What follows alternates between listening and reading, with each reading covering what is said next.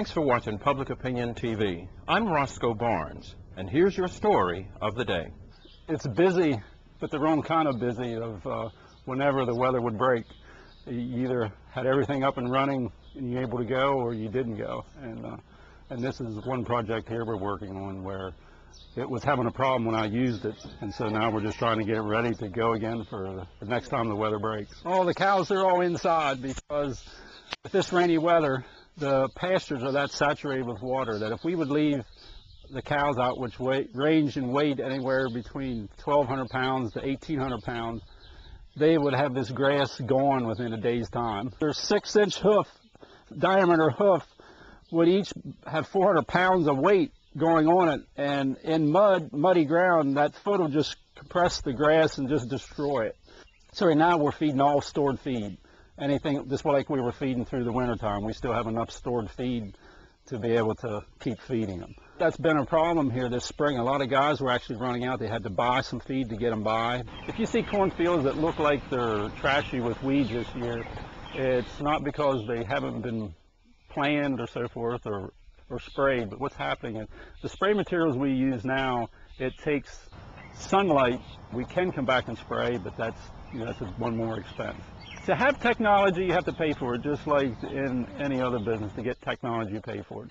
Whereas the seed corn that we use that has that technology, it's 3 times the price of corn without those traits. If you look at the grass fields, if you go by and drive by, the grass is like 3-4 foot tall, but now it's falling over. It's getting that mature, that it's getting that tall, that it's losing its structural strength. And now with all this rain, heavy rains, now it's falling over. So that makes more interesting thing, because now it's going to take that much more to dry because all that moisture doesn't dry out because it's not standing. So it takes that much more longer the time to dry. Corn, we're about a little bit better than 3/4 planted. That last week where we had those 4 days that we could go, we got a lot of corn in. We've been done planting corn already by like the 7th of May, so we're behind. And the interesting part of it is, though, is that on those years that we got done planting out early, some of the things of nature that happens that we noticed was just like the locust blossoms in those years.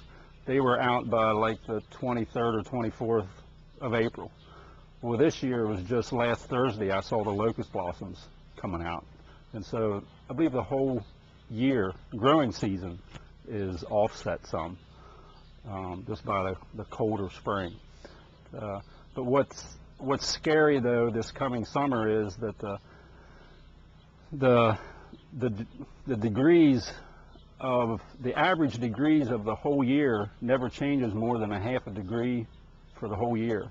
And so for all this cold temperature that we had in the springs has to be made up somewhere through the year so that the average temperature doesn't change. So we're going to be in for a hot summer, I'm afraid.